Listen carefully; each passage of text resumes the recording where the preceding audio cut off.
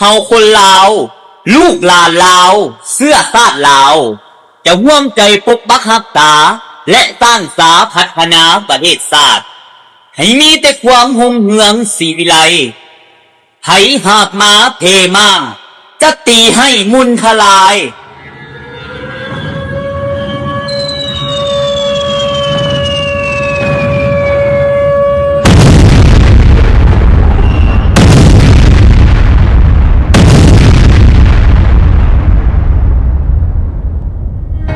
พื้นแผ่นดินลาวนี่